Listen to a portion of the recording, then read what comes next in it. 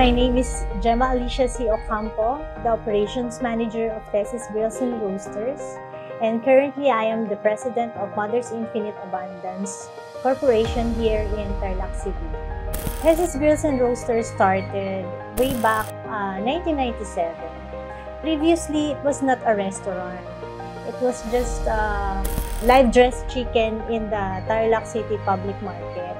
So then my mother invented roasted chicken, and then people started looking for tables and chairs.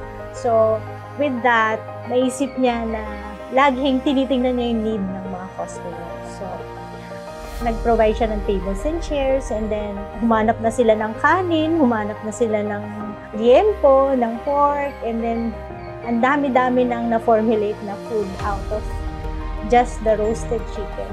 And then after that, nagkaroon ng idea si mother ko na magpatayo ng mas malaking venue where it can cater na yung mga events like small gatherings, birthdays, and then nagkaroon na ng weddings, baptismal, and lahat na ng events na kikater namin.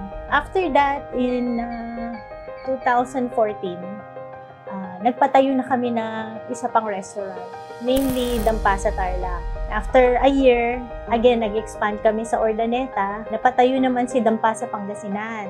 Ngayon naman, ang mabenta sa amin is yung Eat All You Can Buffet namin. So, everyday meron kami Eat All You Can Buffet.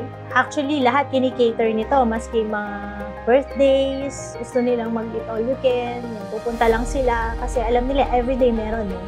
So, hindi na nila kailangan pa maghintay. So, pagdating nila, kakain na lang sila. And then after that, malapit kami sa mga activity areas dito like the Cart City and SM. So, very strategically located ang Tesis Grills and Roasters. Even sa mga seminars, mas choice nila sa amin kasi sabihin lang nila na harap ng SM. No? So, after nila ng event nila is meron pa silang ibang mapupuntahan. And very wide yung aming parking space. Hanggang sa SM nakakapag-park sila. We start the day opening at 7 a.m. in the morning from the freshly everyday na ma-market yung aming mga goods na siniserve. Usually, yung roasted chicken namin, magiging available yan at around 8 to 9 a.m. And then, peak hour namin ng mga bandang 10:30 hanggang 2 p.m. and then 5:30 hanggang 9 p.m. Yan yung peak hours namin ng gabi. And then we close at 10 p.m. Yun ang usual operation hours namin. Very important ang connectivity sa amin, sa business namin, especially sa mga online food deliveries namin. Kasi madidelay yung mga delivery namin if hindi strong ang connection. And hindi sila makakapag-order. And especially sa mga payments namin, pagka mahina ang connection, nagdi-delay yung pagpasok ng payments. Nung nag-switch kami sa Converge, mas bumilis yung connection. And happy kami kasi anytime matatawagan mo sila, very responsive and very mababait yung mga staff ng Converge. So, very thankful kami. So, with Converge, especially sa mga seminars namin, they always ask if we have internet connection kasi kailangan ito sa mga seminars.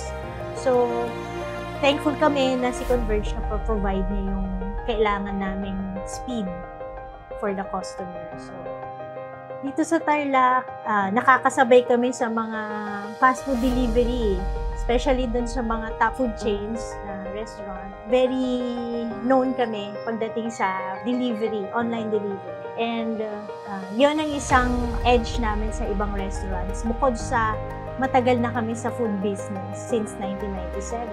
Nasa age na kasi tayo na kailangan maging literate ng lahat sa pagdating sa digitalization. Tumingin lang tayo lagi sa need ng mga tao. And always put our hearts na pagsiserve natin, kailangan lagi wholeheartedly ito. And huwag tayo makakalimot na laging mag-pray kay God.